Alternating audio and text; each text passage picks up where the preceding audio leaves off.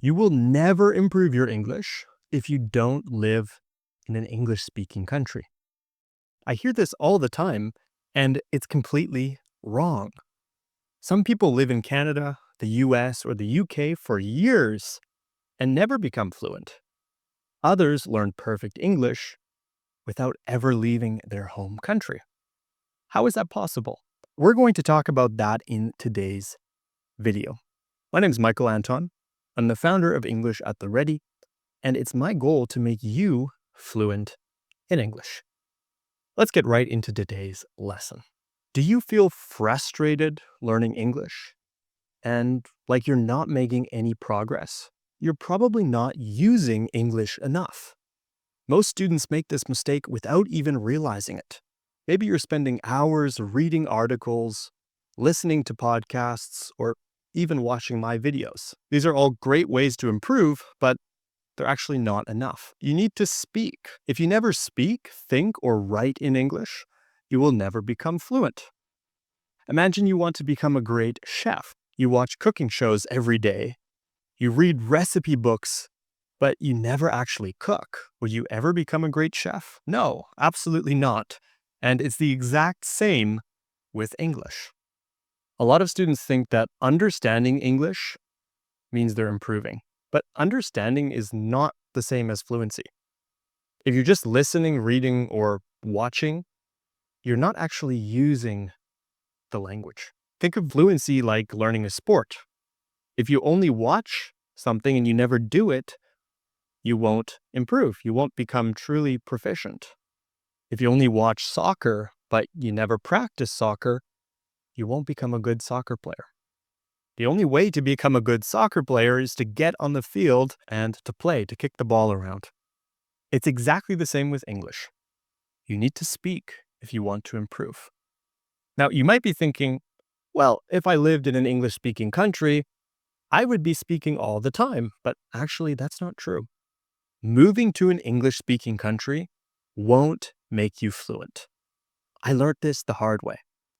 I lived in Austria for about 4 years, and I probably could have gone the entire time without learning a word of German, because most people in Austria speak English pretty well. But I wanted to learn German, so I forced myself to speak it every day. I ordered food in German, I had conversations in German, and I made an effort to use the German language as much as possible. And now I'm fluent in German. So just moving to an English-speaking country alone won't make you fluent, especially if you only spend time with people who speak your native language. It might make things easier, but you still have to actively practice and push yourself to speak. I've met people who have lived in Canada for over 10 years and still have problems speaking English. And it's because they only speak with people from their own country in their own language. They use their native language at home, at work, with their friends, and they don't actually push themselves to use English. Meanwhile, I've had students who have never left their home country, but have become fluent in English because they created an English-speaking environment for themselves. Fluency isn't about where you live, it's about how you live. And that's the key. If you can't move to an English-speaking country, bring English to you. You will never become fluent in English if you don't live in an English-speaking country. I hear this from my students all the time, but it's completely wrong. You don't need to move abroad, but you do need to live your life in English no matter where you are. Fluency isn't about where you live, it's about how much you actually surround yourself with the English language. If you wake up, think in English, read in English, listen in English, and speak in English, even if you're alone, you're creating an English-speaking environment for yourself. And that's what really makes you fluent. So you don't need a plane ticket to start improving your English. You need the right habits. Again, I've worked with many students who have improved their English just by thinking in English, describing what they're doing, how they're feeling, and what's happening around them, by speaking out loud, even if they're alone. They practice forming full sentences. They create a journal. They write things down. They put in as much effort as possible to surround themselves with the English language. They watch movies, they read books, they browse social media, they even set their phone into English. The more time you spend with English, the more fluent you'll become. And I'm going to show you some great ways to do this in a moment. But if you're enjoying this video, make sure to leave a like. Let me know in the comments what you think. And subscribe to English at the Ready here on YouTube so you don't miss any future English lessons. And if you want to improve your English using your phone, your computer, and the internet, check out my free fluency training. The link is in the description below.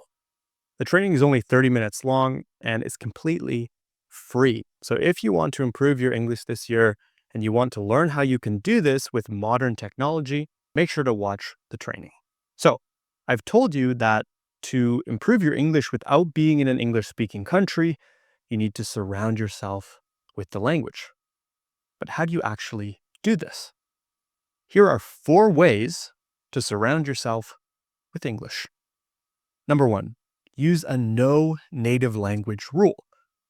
Challenge yourself to go 7 days without using your native language on your phone, on social media, or when browsing the internet. Number 2, set your autocorrect on your phone to English so that it fixes your mistakes in real time. Number 3, change your GPS, your shopping apps, and even your Netflix subtitles to English so that you're forced to interact with English throughout the day. And number 4, create an English-only email account. Use it for subscriptions, newsletters, and websites so that you're constantly surrounded by English content. These small changes add up quickly, and the more you force yourself to think and function in English, the more natural it will feel to speak English. Let's take it a step further. You can and you should surround yourself with the English language, but the reason for this is you want to actually train your brain to think in English so you can stop translating from your native language into English. Now, how do you actually do this? Here are 4 ways to train your brain to think in English. Number 1, use the 5-second rule. Whenever you have a thought, try to say it out loud in English within 5 seconds. Number 2, set a timer for 10 minutes and describe everything around you in English.